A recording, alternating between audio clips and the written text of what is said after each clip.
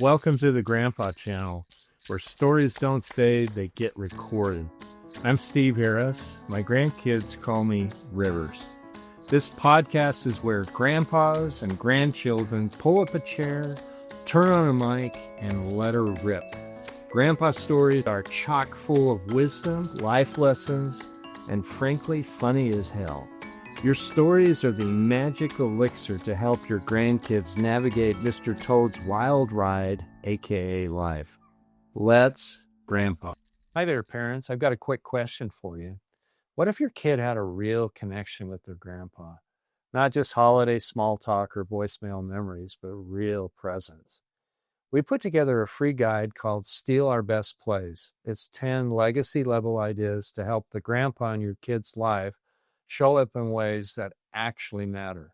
No lectures, no life coaching, just stories, questions, and simple prompts that work, even for the grandpas who don't think they're any good at this sort of thing. It's free, it's easy, it's fun, and it just might be the nudge that turns a good relationship into a genuinely memorable one. Go to www.thegrandpachannel.com/playbook to download it and get it straight into your inbox and to your heart. Then share, baby, share. And today we're going to talk about obituaries. Yes, obituaries. I'm a big fan. Not in a morbid way, but in a meaningful way.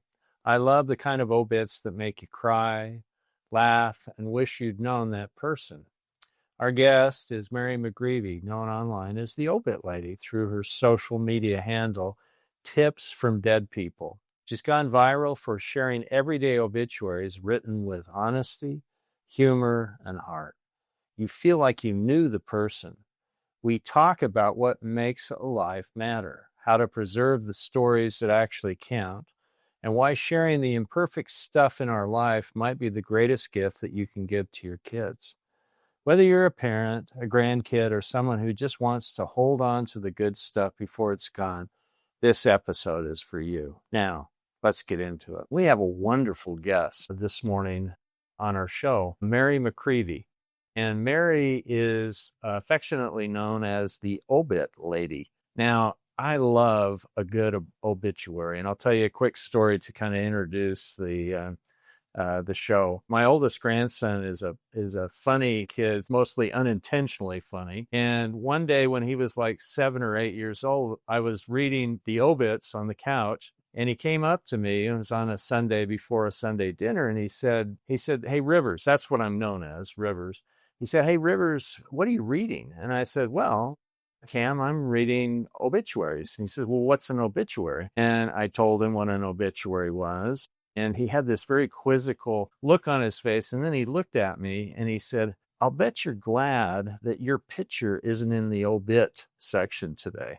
And so anyway, funny kid, but I just had this love of obits. And I'd love to have you tell us, Mary, kind of how you came into this, the grand queen of obits. Tell us a little bit about yourself and how you got to where you're at right now. Well, thank you so much for that excellent introduction. Several commenters on my social media account have told me that obituaries are also referred to as the Irish sports pages. But I think a lot of people with heart really love the obituaries. And sadly, with the demise of print newspapers, it becomes harder to just lounge on the couch. So yes, my name is Mary McGreevey, and I live in Minnesota, and I grew up in South Dakota. And my mom was a journalist and a teacher in my hometown of Sioux Falls. And for a while, just a brief while, she was the obituary page editor for my hometown paper, the Sioux Falls Argus-Leader. And that would have been when I was in maybe middle school, something like that. So I think that's when I was first alerted to the idea of obituaries. And reading the print obituaries from the early 80s or late 70s in Sioux Falls, it wouldn't have been a really scintillating pack of obituaries, plus the whole pay-to-play nature of obituaries, which we could do a side chat on anytime. But I knew when I saw good ones that there was something special about that. And I often thought in a kind of a gossipy way what wasn't being said. Like if I saw, oh, this person had 2 husbands, why is the second one not mentioned? I mean, those are the things that would go through my head. And then as a young adult and beyond, I lived in 5 or 6 different cities, and I would always subscribe to the paper. I would always read the newspaper obits like you, and I would cut out ones that, I don't know, they just struck me. I just put them in a folder, didn't ever think about it. And then a couple years ago, I was in the midst of a work project for, I was working as a video producer here in St. Paul, Minnesota, and I decided I needed a creative project. And I thought, I don't draw, I don't sing, I don't knit, I don't have any of that sort of creative ability, but what if I pulled out that old folder and did something with it? And so I went through and I threw out some, but then I thought, I'm just going to pick a social media channel and I'm going to read a couple, and my angle on this is going to be, why did I save this? What does it mean to me for my life? Not just gawking at the obituary and not just choosing viral ones, but ones that taught me something about my own life. So I have 3 daughters in their 20s, and I asked them, if I were going to do this, what social media channel do you think I should choose? And if a cringe could be audible, that was their first response. Like, please don't do this, Mom. I know it is audible. Just Yeah, that's it. That's just like petrifying for young people to think that their parents are going to leap onto a social media platform like that. But now, of course, they're my biggest fans and my in-house geek squad. But they suggested TikTok because at the time it was less curated than Instagram, less brand focused, didn't feel like you needed an aesthetic. You could be a little bit messy. So I just started recording a few very basic knowledge. I had and actually still have very little actual filming knowledge. And I did that for a few months, and each video would maybe get 100 or 200 views, which in TikTok terms is almost too embarrassing to post. But then one video hit, and I posted it and went to bed and thought, this one's kind of kooky. I don't even know if I should post it. And then the next morning, I realized it had over 1 million views and over 1,000 comments.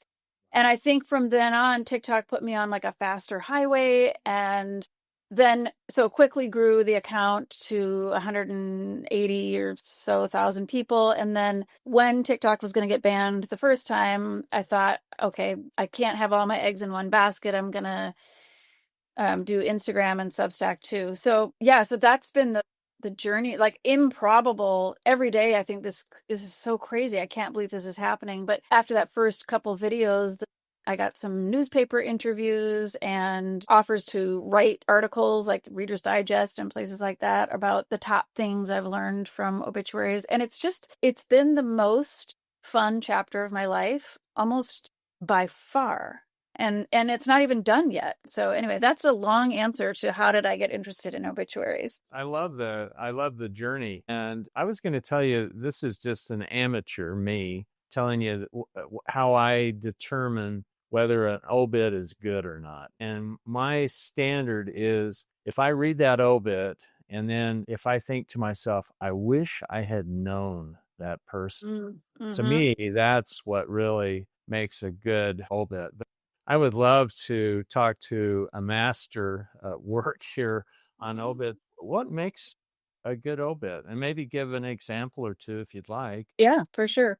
And I can send you links if you want, if you have show notes or whatever. I'm happy to send more links. But I think for me, what attracts me, the kinds of obituaries that I choose to read, it's a non-famous person, and the obituary isn't a cut and paste template. If someone has gone online and said, how do you write an obituary? And then they just substitute their details. It's not full of cliches. And I like a complicated story, because who among us isn't complicated? Who among us isn't flawed? Nobody.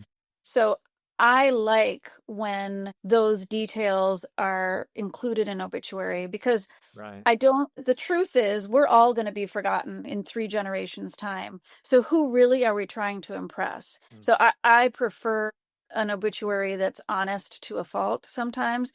It doesn't matter if it's short or long or funny or poignant. It's not that. It's not that I insist upon a style that I like the best. It's really just those 2 simple things. They're not famous, and this isn't just a resume or a template. Mm-hmm. And so with that big tent, it could be so many things. I've read amazing obituaries that are just a paragraph long, even the ones that are kind of that I call scorched earth, that are actually kind of cruel. Yeah. I feel like, you know what? That's honest too. That's their voice, Yeah. the survivor's voice. There's one obituary that I always use when people ask me to speak at conferences and groups, and her name is Trish. And Trish seemed like someone who wasn't on the corporate path of any kind. She, I think, had short employment stints at different places. But this was the first obituary that I read like this. They put in there, here's what Trish loved, colon. And then it gave a long list of things that Trish loved. Very, very detailed. David Sedaris, square-shaped bullet points, long and lean trousers from the Gap, Capri candles, that kind of thing. And then the next paragraph was, here's what Trish hated, colon. And it was, cold butter and skinny jeans and all this kind of stuff. And I thought, you don't need anything else. When people ask me, I'm not creative, how do I write an obituary? I always just say, start with a list, love, hate, and then stories will flow from there. And honestly, you could even leave it in bullet point form and I would still be cool with that. And so I love that so much that my mom passed away just a few months ago and I wrote her obituary. I could only stretch the creative limits of my somewhat traditional family so far, but I did include what she loved and what she didn't love. And that is the part of the obituary that people kept talking to me about at her funeral and afterwards. So yeah, it's the tiny things. It was not job titles or awards or never met a stranger or smile lit up a room. It was, the fact that my mom didn't like unmade beds or she didn't like houses where they ask you to take off your shoes, that kind of thing. Boy, I'm there. I wished I'd met your mom. Yes. So yeah. I've shared hilarious, like you're crying, laughing with humor, those kinds of obituaries. I've shared really poignant ones. We've gone into addiction and suicide and estrangement, imprisonment, all manner of things. But you're sort of left with the impression that if you really, really got to know the person, it's okay. Most people have a good next chapter, and like you say, everybody's got a story. Everybody's got a story. And I think there are a lot of people who do not believe they have a story. And I've developed a little bit of an expertise peeling back the onion layers, and there's always a story. I'm a lawyer, I'm a nice lawyer, but I do wills and trusts. And people will say, oh, there's nothing interesting about my life. And all of a sudden, you're just going, oh my goodness. It's really it's a miracle, and I feel like I'm on sacred, holy ground. I have a question out of the blue for you. This popped into my mind. What's your opinion of obits that are written by the person who is about to die, or it's not written by a third party? I'd just like to hear your comments. I love that. And the most memorable ones of the self-written ones that I've read or shared online have been women. And I feel like it's an opportunity for them to claim their voice in maybe a way that they weren't able to when they were alive. Some of them are, like I said, some of them are poignant. One woman's that I shared not too long ago, she listed a lot of her regrets and what she would have done differently. And I just loved that. One woman's that I read, she was a DJ and she really wanted to focus on what her funeral death party playlist was going to be. She said, here's what you're going to hear at the after party, basically, and listed all the artists. And so, yeah, I love it. I think what a gift to your children, because oftentimes an obituary is written in the heat of the moment. You're drawing on creative skills that you may not feel you have. And so for someone to have that ready-made, ready to go in their own voice, no ambiguity, no chance of misconstruing anything, I think that's an enormous gift. Are you considering writing your own? Have you done that? Oh, I'm going to have my daughter do it. Okay.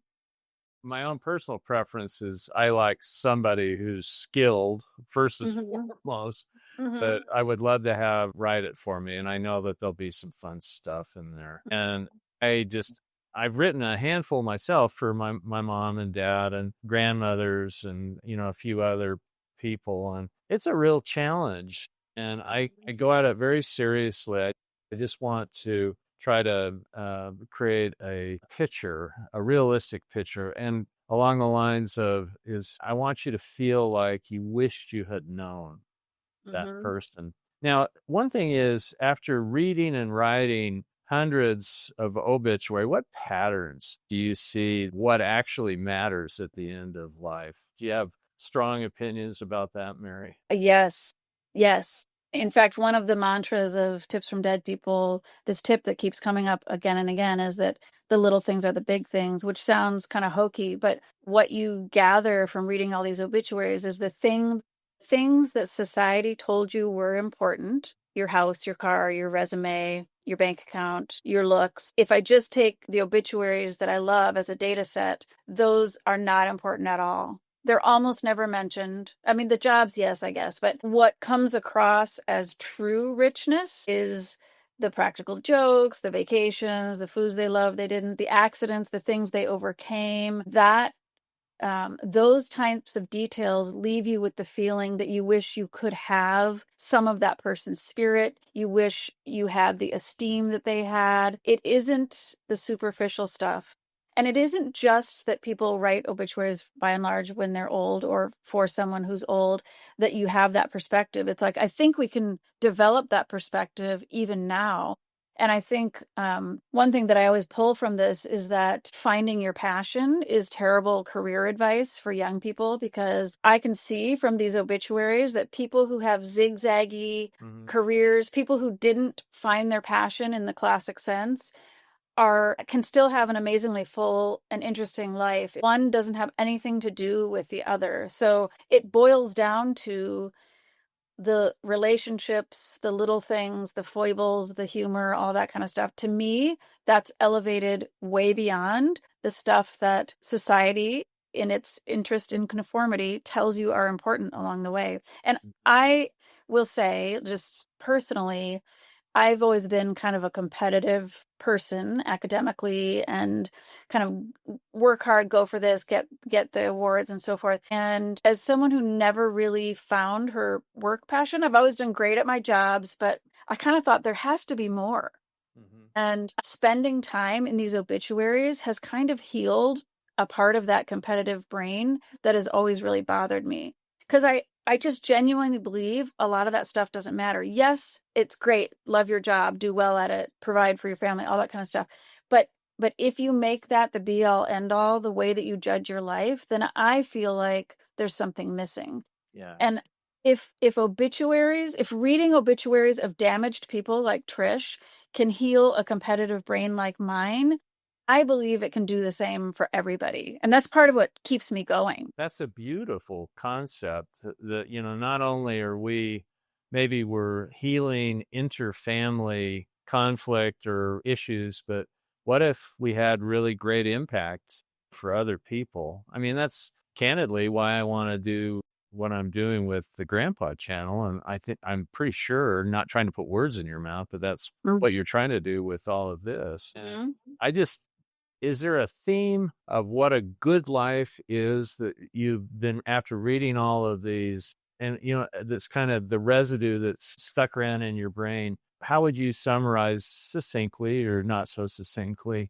what a good life is based on these obits? It seems to me that human beings crave a single piece of knowledge. They want to know that their life mattered. And in a world that values clicks, numbers, algorithms, dollar signs, degrees, titles, if you are not succeeding on that traditional ladder, it's very easy for people to fall into a little pit of despair or depression, to say that, my life wasn't all that big and it may not matter in the long run. But I think people have a need to know that their life mattered. And to me, when you get into the details of someone's obituary, when it's not just a airbrushed template, it matters to all of us. I read an obituary recently of a woman from the South who had no traditional career accomplishments, but she had this abiding interest in the different iterations of Coca-Cola. She's from Atlanta. And so her obituary was largely a report on her annual taste tests of all the different kinds of Coca-Cola. And she would put it in spreadsheets and come up with different conclusions as to which one tastes better. It was always traditional Coke in a glass bottle. Yeah. I read that and I was like, that's, to me, like, put that next to the obituary of Neil Armstrong. Equally important. That matters. She's hilarious. And I envy that. I envy that someone saw that in her. And I envy that she pursued that with the same passion that other people pursue getting bigger houses or whatever. And so to me, that's the good life. Like, if you can settle into the notion that where you are is okay, you're doing your best and that's fine, and that you matter because these tiny little things matter. And as a reader of such obituaries, I don't know about you, but I feel courage. I feel, I feel renewed. And if it's a really good one, I've got a smile on my face as I'm reading between the lines, because you can't say everything. No, that's me too. That's absolutely me too. Sometimes what is not said is, I would love to have, I have a follow-up question, please, but they're dead. Yes, exactly. But they have kids that are still there, but I just think that at the very best, an obit can be extremely inspiring, and it can be inspiring in the sense that it's a cautionary tale, or it's inspiring, like, I could do that. I can make some changes. I can be better at this and intensify and fortify my relationships. Yeah. Yeah. Let's kind of turn to older people, older grandfathers. I'm 70, and just turned 70 a few months ago, and so I've got mortalities hitting me head on here. But when you read obituaries of older men, and it sounds like maybe women are better, would you say men's obituaries or women's obituaries are more interesting? I don't think there's a way to say. It's really too individual, but I will say when a woman's obituary goes viral, it's generally because that person flouted convention in almost every sense of the word. With men's, you have a lot of rogues and funny ones and smart and very literary ones and stuff. But because we're used to seeing the gamut of men's personalities in all of our art and not so much with women, those are the ones that tend to surprise me a little bit more, I would say. Yeah. I think in terms of the grandpas, I had an opportunity to test this theory that I have recently, because I've always had this theory that an honest to a fault obituary can be a healthy tool for grief for the ones that are left behind. That is, if someone dies in your world and you have a basically AI written cliche filled obituary, or you have one that spoke about the real vulnerabilities, sometimes the failures, quote unquote failures, and the little things that the things that I was talking about. Which of those are you going to go back to in your 3 a.m. I miss them so much moments? And I feel like it's not the ones that were just produced in the heat of the moment and don't feel true to who that person was. I think it's going to be the other ones. And I have found that to be true over these last couple months with my mom's obituary, that I keep it open in a tab on my phone and my computer and my iPad, and I read it at least once a day. And that's been helping me. I also think in terms of grandpas, you often kind of idolize your grandpa, and it may seem scary to put in an obituary some of the things that maybe you weren't so proud of or your family wasn't so proud of. But in terms of showing your grandkids that humanity is inherently flawed, all of us, no exceptions, I think that's a valuable, brave thing to do, to include the hilarious things, the wisdom, the morality, if you want to, your ethical message to people. But also, this was something I wasn't proud of. This was a struggle that we overcame and may not have made the right choice, but we did the best we could or whatever. If that's a message that your grandkids might read 30, 40 years from now and help them in their own life, I think that's an incredible gift. Yeah, I do too. I think, for instance, my dad's obituary, one of my favorite lines in there, he grew up largely unsupervised. his dad was an alcoholic. And I wrote that he had his first cigarette at the age of 5, which is true. Wow. And then I wrote that he kicked the nicotine habit at age 7. So, I love that. and you have to know my dad. But he told me these stories, and those were his words. And I kicked the nicotine habit when I was 7. He said it that way? He did, yes. My God, I love that. He was just so funny. But I just find such inspiration from goofy stories like that, because what Mm-hmm.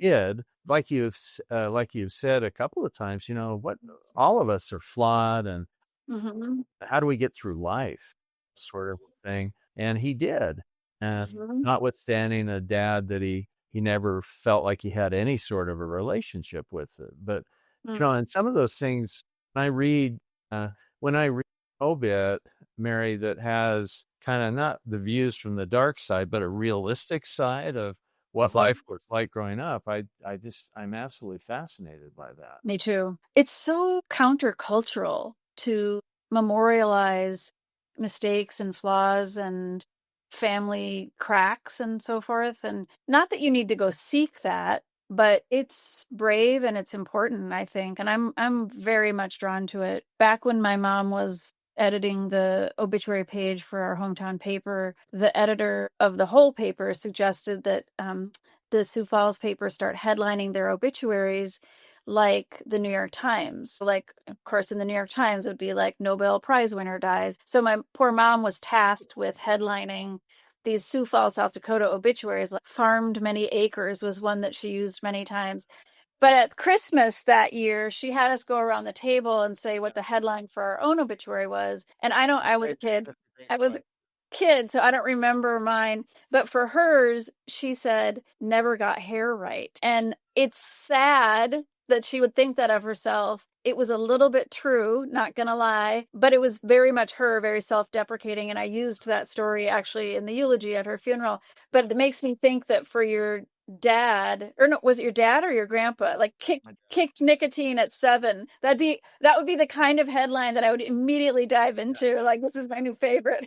Or one headline I just thought about just 2 seconds ago was "Smartass son dies at age 82" or something.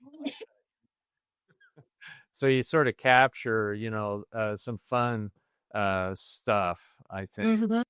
If you were, and I'm, if you had all of these people come, I don't know whether you believe in life after this life. I do. If you had all these people come back, and maybe one person was designated as a spokesperson, and they would say, and let's narrow it down and say that it's for grandpas. And somebody came to you and said, this is what I wished I had done. And if more grandpas had insured, or who was writing the obit, sometimes it's the grandpas, mostly not.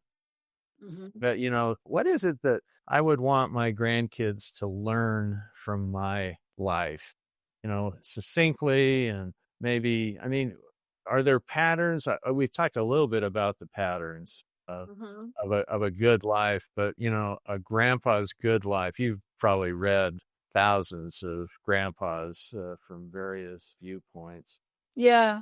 I guess the first thing that comes to mind is that, gosh, it sounds kind of hokey, but that the mistakes are an important part of the journey. Mm-hmm. That when I've read obituaries of interesting grandpas that I would want to emulate, or that just it's a well-told story, I would say it's almost always full of unexpected pivots.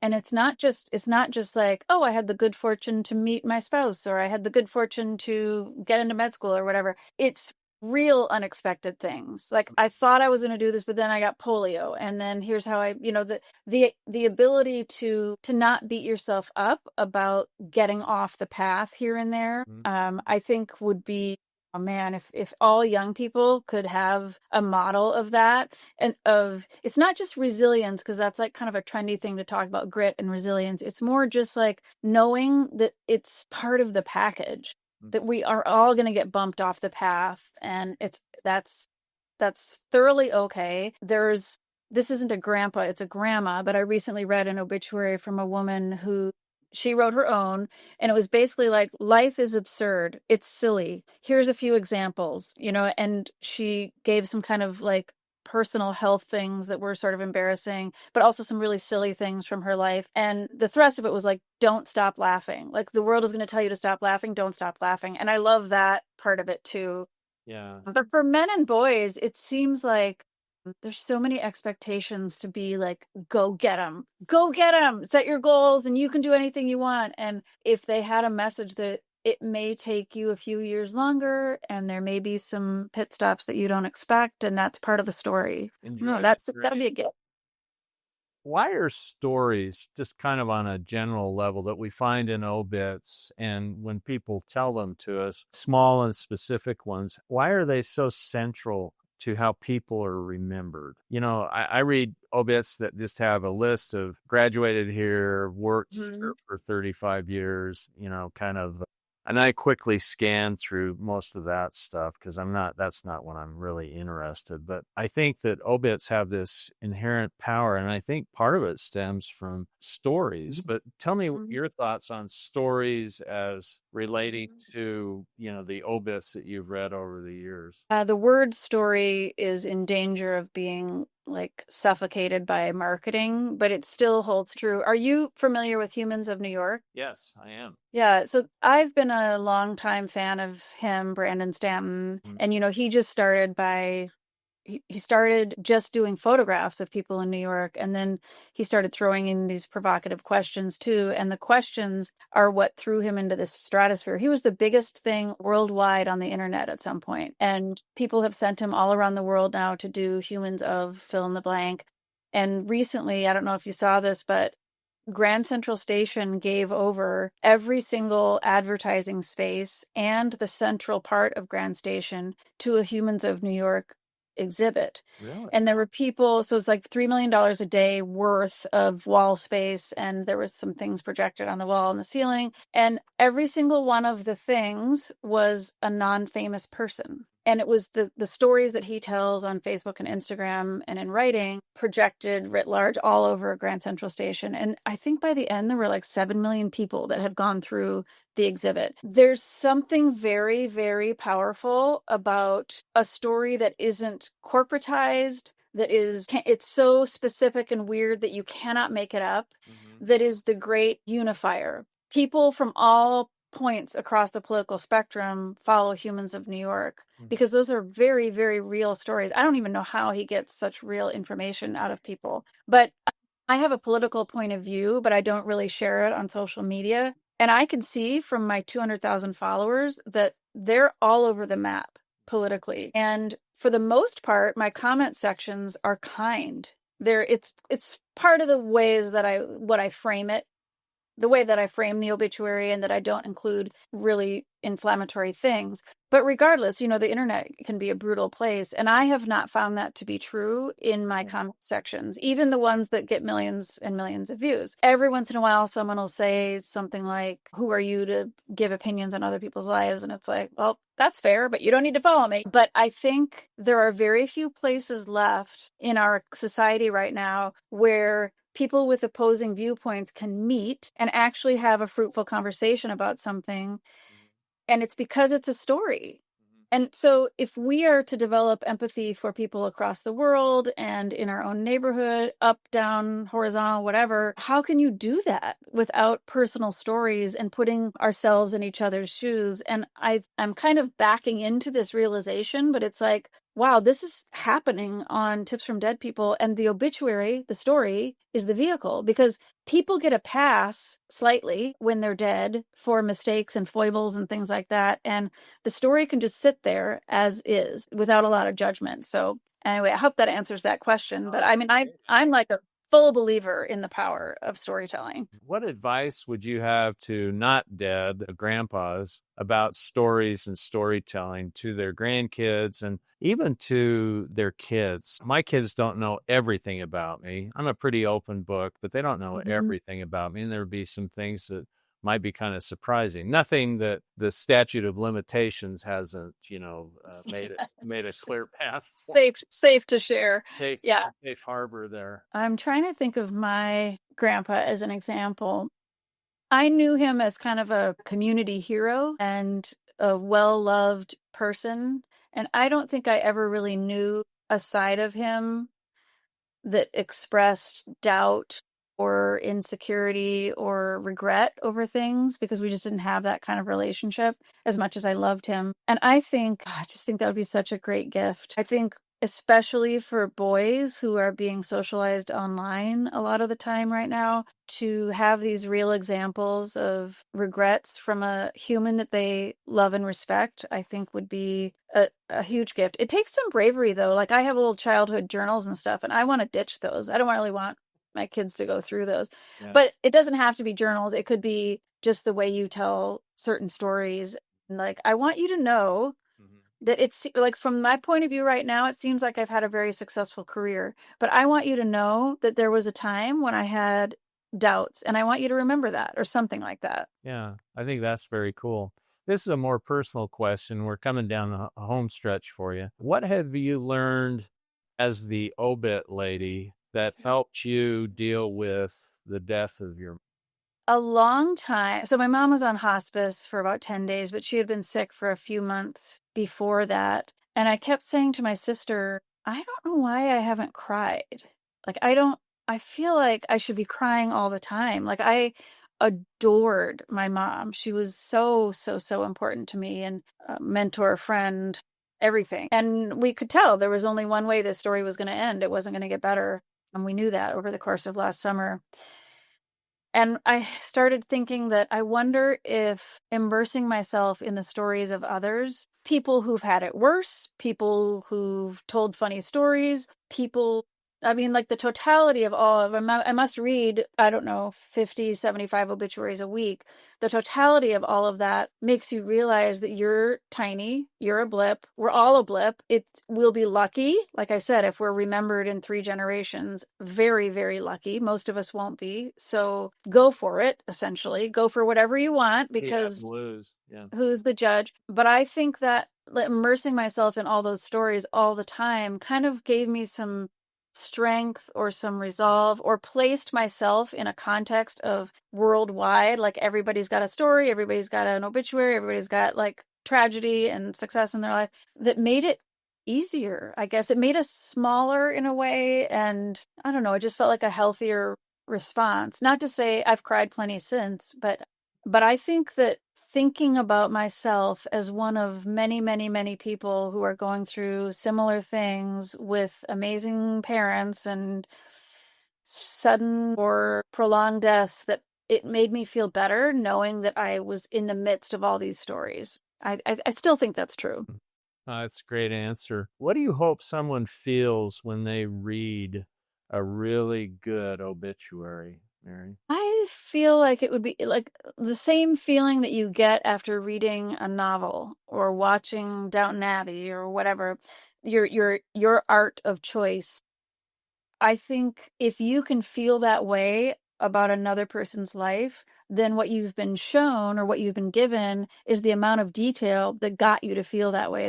The turns of phrases and the facts that were chosen to share. It feels like everyone's life is a little short story, not to elevate it too much. But I think if people can feel that way, like, this was a funny short story, this was a sad one, that's just a gift. We all need more of that. We all need more art, and these just happen to be real stories. So if you can feel the same way you feel after consuming a television show or a book or whatever, I think that's success right there. I would like to think that reading obituaries, because I love reading them, somehow increases our ability to feel empathy. I like to think that too. I I'm betting on it. I'm hoping. Yeah, and I think that heaven only knows this world needs a lot more empathy. Yeah, absolutely. And maybe this is kind of the obit is kind of an interesting, not necessarily a battleground, but a platform or a venue where we can kind of put down our dukes, so to speak, and really think about people coming from different backgrounds, different physical and mental challenges that we haven't had, and we can kind of stew in those juices. I just think it's really a cool thing, and I just absolutely love what you've done. And you are I don't tell this to many people, but you are a fountain of wisdom. And I think you have that fountain of wisdom is both ingrown and as you've been raised by wonderful parents. But I just think that reading all these obituaries has really it gets you to think, doesn't it? Mhm. At least I find, Yeah. and Yeah, and I 100% endorse the idea that this could increase people's empathy quotient for the world, but also for ourselves. Sometimes I'll think, oh, I don't want to go swimming today. I don't like how I look in a swimsuit or whatever. But then I'll read obituaries of these crazy women who by no means would conform to like traditional beauty standards. Would I want them to not go swimming? Like, ugh, we're so cruel to ourselves sometimes. And if you can read these obituaries and apply the same kindness and empathy that you feel toward those people to yourself, ugh, for young people especially, that would be a huge gift. it'd be a huge gift. Well, I want to thank you for coming. Do you have anything else that you're just saying, oh, I wish Steve would ask me about this, or is there something else just on the tip of your tongue, Mary? No, but as a former video producer, that was the question that always got the best answers. But no, I feel like we've had a great far-ranging conversation. I would love it if people send me their good obituaries. They can be in touch. And I don't know. I'm just so grateful to meet the people that I've met through this journey, including you and your daughter. And I want to stay in touch and talk more. Likewise from our angle. And I think what you're doing is so needed, and it's like a salve for troubled souls. We live in troubled times right now. Mm-hmm. Thank you so much for making time for us. And thank you for watching this interview with Mary McGreevey. Now, do you have a book that you're thinking about, or anything you want to say? I'm working on a book, and if you follow me on any of my platforms, I will certainly let people know the details as they emerge. But I'm trying to practice writing on Substack. But otherwise, I'm on Instagram and TikTok are my main platforms. But I think I'm going to add Facebook. And I think if you are interested in having me speak, one of the great blessings of this journey has been that different groups, healthcare executives and librarians and HR people have had me come speak to their groups to talk about appreciating the individuality through these lessons from obituaries. And people love it. People are always coming up afterwards. I got to tell you a story of this. I got to tell you a story of that. It's just something unusual and different. And I've found that I really enjoy doing it. I never thought of myself as a public speaker, but I have loved connecting with people that way. So I don't know if that's of interest to anyone too. I'm here. Yeah. Well, thank you so much for joining. Thank you. Sure, it's snowy. In Minnesota, you've got what, 5, 6 feet of snow outside. It's true. I can't lie. We're not having a lot of snow this winter so far, but we'll probably get some. But thanks again for coming on. Yes, my pleasure. Take care. Okay, bye-bye. That's it for this episode of the Grandpa Channel. If you laughed, cried, or remembered something worth passing down, share it with a friend. Or better yet, send it to someone who needs a nudge to hit record with their grandpa. We're on a mission to help families capture the good stuff. Stories, wisdom, and wild card moments worth remembering. Until next time, keep the mic hot, the memories fresh, and the jokes just slightly inappropriate. I'm out of here.